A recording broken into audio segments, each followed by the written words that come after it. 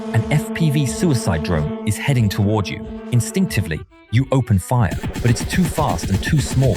Your bullets miss the mark. You are neutralized by the drone strike. A second drone attacks. This time, your teammate uses a smoke grenade. The moment it's triggered, a cloud of red smoke erupts, coating the drone's camera. Unfortunately, the operator navigates blindly by memory, and your teammate is taken out. A third drone approaches.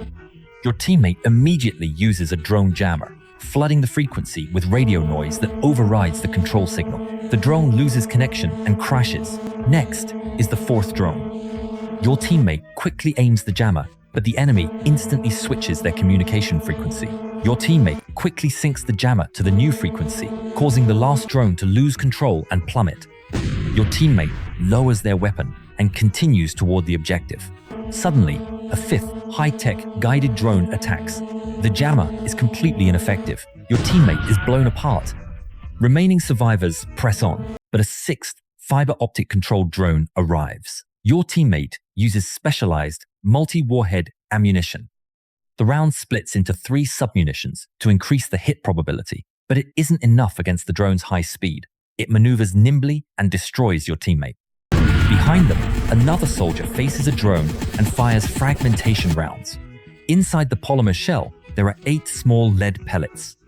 When fired, the casing opens, releasing the pellets to drastically increase the hit probability. The soldier fires continuously and finally destroys the incoming drone. Another drone suddenly appears. The soldier pivots to counterattack. The drone maneuvers aggressively to avoid the incoming fire, but at the last second, a bullet strikes home. It's destroyed, but the detonation of its payload kills the soldier. An 8th drone attacks. A soldier behind them fires a net gun. The propellant launches the interceptor net, while lead weights around the edges pull it open into a giant plane. The drone's rotors get entangled, and it falls. The soldiers continue forward. A 9th drone arrives. A soldier fires the net gun, but the drone maneuvers nimbly. The net flies too slowly and misses, and the soldier is killed. The soldiers behind them try a new type of net round. Inside the shell are counterweights and a folded net. As the drone attacks, the soldier fires. The net rips open, but the wind resistance is too high for it to travel far. So, the soldiers wait until it is within 30 meters and fire again. The drone maneuvers, but continuous fire finally brings it down. Another drone attacks. The soldier aims, but suddenly, a strong gust of wind catches the net round, blowing it off course. The drone wobbles toward the soldier and blows them up. The following soldiers use birdshot.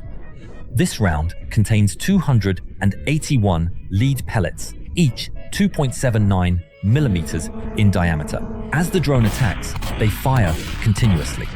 The pellets disperse, forming a dense cloud of lead that shreds the evasive drone. The soldiers continue forward, but another drone suddenly attacks. The soldiers fire, but this drone uses a carbon fiber shell, and the bullets only penetrate at point-blank range. Due to the drone's proximity when it detonates, the soldiers are killed by the shrapnel. To increase range and lethality, the soldiers replace the lead shot with tungsten, a material 1.5 times denser than lead and extremely hard. Each shell now carries 600 micropellets. When the drone attacks, they use these new rounds. Because the material is denser, the pellets retain high kinetic energy, even at 60 meters. The dense, hard pellets pierce the carbon fiber shell and destroy the drone at long range. Another drone attacks, maneuvering with abnormal speed. The soldiers fire continuously but struggle to land a hit. Finally, they are overwhelmed. The remaining soldiers deploy a miniature interceptor drone. When the enemy drone is a kilometer away, they aim the interceptor and lock onto the target using an optical tracking device. The interceptor accelerates to 200 kilometers per hour, slamming into the target and destroying it. The soldier walks on, unharmed. Suddenly, dozens of drones swarm the sky. The interceptors are simply not enough.